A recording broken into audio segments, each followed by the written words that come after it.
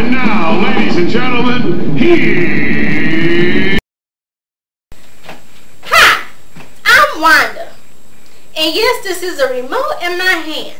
Since Fox canceled all of my rerun shows, and even the new ones that I made, you know what? I'm not even going to go there with them. Already, that's squashed, alright? I'm here to introduce to y'all Miss Poetichild.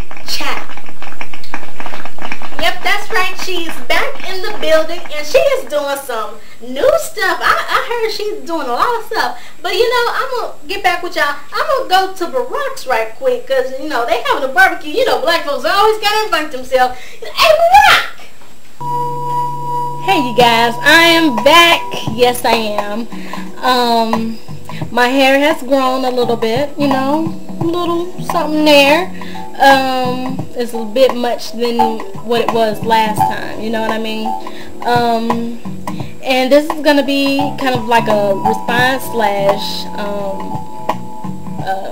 shout out video.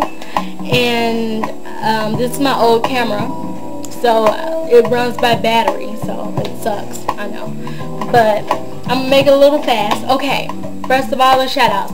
I'd like to give a shout out to all of my subscribers. They've been there for me, and I would like to thank them so much. Z something light, I'm sorry. Jonica 017. Unique Marie 09. I can't forget her. LBN Sheba. Pure Brown Sugar. Yeah. Give out a special shout out to you, Special Brown Sugar. And this is gonna be a response video to what's the name? Sugar Storm Baby. Yes, I got these little notes all over the place. So yes, it's about her and her soul food, and yeah, it's how she don't eat pickled pig's feet and pickled you know, stuff like that. You know, she rarely eat greens, you know, and she don't eat pig feet, chicken feet, hog maw and all that stuff, head high cheese and all that. I'm gonna give her my point of view.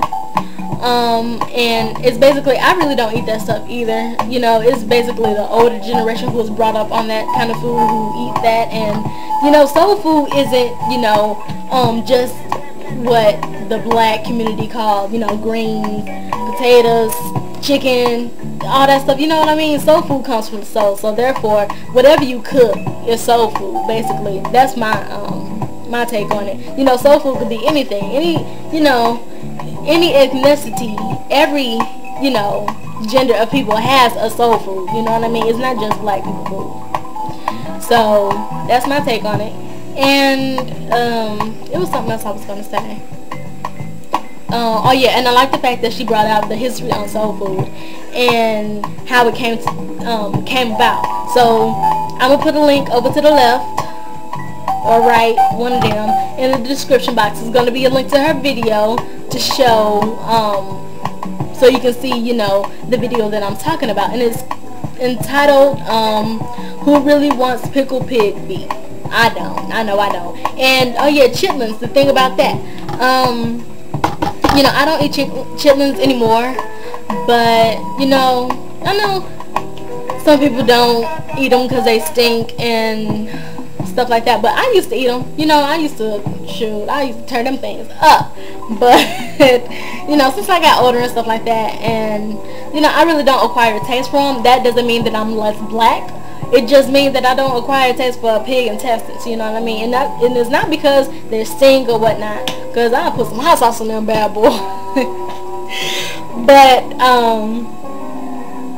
yeah, and just because you don't like soul food, and I know some people say, oh, if you don't like soul food, you're denying your heritage and stuff like that. It's not that. It's just some people got different tastes. You know what I mean? And if you're brought up on soul food, some people might acquire a taste for soul food.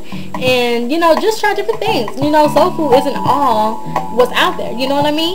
And just because you don't eat soul food every day doesn't mean that you're less black. You know what I mean? So, oh yeah, the health problems and stuff like that. Okay, first of all, she brought up the movie Soul Food, how Big Mama got her leg amputated and stuff like that because of the high sodium and high cholesterol that was within the soul food that she was cooking.